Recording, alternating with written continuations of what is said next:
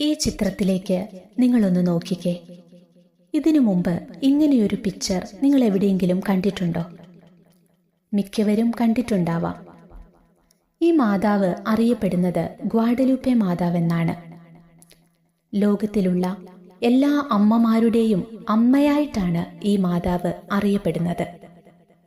ഏകദേശം 500 വർഷങ്ങൾക്ക് മുമ്പാണ് ജൂവാൻ ഡിയാഗോ എന്ന യുവാവിന് മെക്സിക്കോയിലെ മലഞ്ചെരുവുകളിൽ ഒരു പ്രഭാതത്തിൽ പരിശുദ്ധ അമ്മ ഗർഭിണിയായ തദ്ദേശീയ യുവതിയുടെ രൂപത്തിൽ പ്രത്യക്ഷപ്പെട്ടതും പ്രസ്തുത സ്ഥലത്ത് ദേവാലയം നിർമ്മിക്കാൻ ആവശ്യപ്പെട്ടതും. ഗ്വാഡലൂപ്പെ മാതാവിനോടുള്ള ഭക്തിയുടെ തുടക്കമായിരുന്നു അത്. പക്ഷേ അന്നുവരെയുള്ളതോ പിൽക്കാലത്തുണ്ടായതോ ആയ മരിയൻ രൂപങ്ങളിൽ നിന്നെല്ലാം വ്യത്യസ്തമായിരുന്നു ഗ്വാഡലൂപ്പെ മാതാവിന്റെ ചിത്രം. അമ്മയാകാൻ കാത്തിരിക്കുന്ന യുവതിയുടെ രൂപത്തിലായിരുന്നുവല്ലോ മാതാവിന്റെ പ്രത്യക്ഷീകരണം. അതുകൊണ്ട് തന്നെ ഗർഭിണികൾക്കെല്ലാം ഗ്വാഡലൂപ്പെ മാതാവിനോട് പ്രത്യേകമായ ഭക്തിയും വണക്കവുമുണ്ട്. മാതാവിന്റെ ഇത്തരത്തിലുള്ള സ്വയം പ്രഖ്യാപനത്തിന് ഏറെ പ്രാധാന്യവുമുണ്ട്. ലോകം മുഴുവനുമുള്ള അമ്മമാരുടെ അമ്മയായി ഗ്വാഡലൂപ്പെ മാതാവ് മാറിയത് ഇപ്രകാരമാണ്. കൂടാതെ ഈ മാതാവിന് മറ്റൊരു പ്രത്യേകത കൂടിയുണ്ട്. എല്ലാ ഗർഭസ്ഥ ശിശുക്കളുടെയും മാതാവും മധ്യസ്ഥയുമായിട്ട് ഈ അമ്മ അറിയപ്പെടുന്നു. അതിനു പിന്നിലും ഒരു ചരിത്രമുണ്ട്. നമുക്കറിയാം, ഇന്ന് ലോകത്ത് അനുദിനവും അബോർഷൻ ചെയ്യുന്നവരുടെ എണ്ണം വർദ്ധിച്ചുകൊണ്ടിരിക്കുകയാണ്.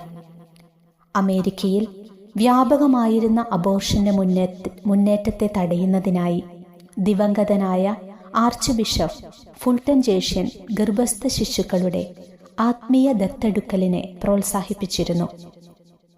നാം ആത്മീയമായി പ്രാർത്ഥനയിലൂടെ ദത്തെടുത്ത് ജീവൻ രക്ഷിക്കുന്ന കുഞ്ഞ് ഇപ്പോൾ ദൈവത്തിന് മാത്രം അറിയാവുന്നതും നമുക്ക് അജ്ഞാതവുമാണ് എന്ന് അദ്ദേഹം വിശ്വസിക്കുന്നു. നിത്യജീവിതത്തിൽ ഈ കുഞ്ഞിനോടൊപ്പം നമുക്ക് ദൈവത്തെ സ്തുതിക്കാനാകും. അതിനുവേണ്ടി ബിഷപ്പ് നമുക്ക് പറഞ്ഞു തന്നു പഠിപ്പിച്ച ഒരു പ്രാർത്ഥനയുണ്ട്. ആ പ്രാർത്ഥന 1 വർഷത്തേക്ക് നമ്മൾ മുടങ്ങാതെ ചൊല്ലണമെന്നാണ് പറയുന്നത്. ഹൈസ്കൂൾ വിദ്യാഭ്യാസത്തിന് ശേഷം ഞാനൊരു ധ്യാനത്തിൽ പങ്കെടുക്കാനായി പോയി. അവിടെ വെച്ചാണ് ഈ പ്രാർത്ഥനയുടെ പ്രാധാന്യത്തെക്കുറിച്ച് കൂടുതലായി ഞാൻ അറിയുന്നത്. അന്നു മുതൽ കുറേ നാളത്തേക്ക് ഞാൻ ഈ പ്രാർത്ഥന ചൊല്ലുമായിരുന്നു. പിന്നീട് എപ്പോഴോ അതൊക്കെ നിർത്തി. വീണ്ടും വർഷങ്ങൾക്ക് ശേഷം ഞാൻ അതേക്കുറിച്ച് ഓർത്തപ്പോൾ ഈ പ്രാർത്ഥന ഇനിയും ചൊല്ലി തുടങ്ങണമെന്നെനിക്ക് തോന്നി. ഒപ്പം നിങ്ങൾക്കും ഇതൊന്ന് പരിചയപ്പെടുത്തി തരാമെന്ന് കരുതി. അബോർഷന് വിധേയമാകാൻ പോകുന്ന കുഞ്ഞുങ്ങളുടെ ജീവൻ സംരക്ഷിക്കാൻ വേണ്ടിയുള്ള ഒരു പ്രാർത്ഥനയാണിത്. ആ കുഞ്ഞിനെ മനസ്സുകൊണ്ട് നമ്മൾ ആത്മീയമായി ദത്തെടുത്തുകൊണ്ട് അവർക്കായിട്ട് പ്രാർത്ഥിക്കുകയാണ്. നമ്മുടെ പ്രാർത്ഥനയുടെ ഫലമായി അബോർഷൻ ചെയ്യാതെ ആ കുഞ്ഞ് രക്ഷപ്പെടുമെന്നും ബിഷപ്പ് ഫുൾട്ടൻ ജേഷ്യൻ വിശ്വസിക്കുന്നു.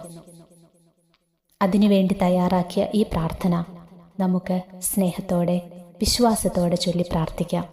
പ്രത്യേകിച്ച് മക്കളില്ലാത്ത ദമ്പതിമാരൊക്കെ ഇങ്ങനെ 1 വർഷം മുടങ്ങാതെ ഒന്ന് പ്രാർത്ഥിച്ചു നോക്കിക്കേ. ദൈവം നിങ്ങളുടെ ജീവിതത്തെ അനുഗ്രഹിക്കും, അത് ഉറപ്പാണ്. ഇത് ഒരു കുഞ്ഞു പ്രാർത്ഥനയാണ്. നാം ആത്മീയമായി പ്രാർത്ഥനയിലൂടെ ദത്തെടുത്ത് ജീവൻ രക്ഷിക്കുന്ന ആ കുഞ്ഞ് അതാരാണെന്ന് നമുക്കറിയില്ല. പക്ഷെ അത് ദൈവത്തിനറിയാം. ദൈവത്തിന് മാത്രം അറിയാവുന്ന ഒരു കുഞ്ഞാണത്. ഒരു കുഞ്ഞുങ്ങളല്ല കേട്ടോ, എത്ര പേരെയും നമുക്കിതുപോലെ ദത്തെടുത്ത് ഈ പ്രാർത്ഥനയിലൂടെ ആ കുഞ്ഞുങ്ങളെ നമുക്ക് രക്ഷിക്കാനായിട്ടാകും. നമ്മുടെ ഈ പ്രാർത്ഥന കൊണ്ട് അനേകം കുഞ്ഞുങ്ങൾ അബോർഷന്റെ വലയത്തിൽ നിന്ന് രക്ഷപ്പെടട്ടെ. നമുക്ക് പ്രാർത്ഥിക്കാം. ഈശോ മറിയ യൂസേപ്പേ, ഞാൻ നിങ്ങളെ സ്നേഹിക്കുന്നു. അബോർഷന് ഇരയാകാൻ സാധ്യതയുള്ള ആത്മീയമായി ഞാൻ ദത്തെടുത്ത ആ കുഞ്ഞിൻ്റെ ജീവനെ കാത്തുരക്ഷിക്കണമേ എന്ന് നിങ്ങളോട് ഞാൻ പ്രാർത്ഥിക്കുന്നു. ഇത്രയേ ഉള്ളൂ കേട്ടോ പ്രാർത്ഥന. നമുക്കിന്നു മുതൽ ഈ കുഞ്ഞു പ്രാർത്ഥന ചൊല്ലിക്കൊണ്ട് ഒരുപാട് കുഞ്ഞുങ്ങളെ നമ്മുടെ സ്വന്തം കുഞ്ഞുങ്ങളായി ആത്മീയമായിട്ട് നമുക്ക് ദത്തെടുത്ത് ഒത്തിരി കുഞ്ഞുങ്ങളുടെ ജീവൻ രക്ഷിക്കാനായിട്ട് നമുക്ക് പരിശ്രമിക്കാം, നമുക്ക് പ്രാർത്ഥിക്കാം.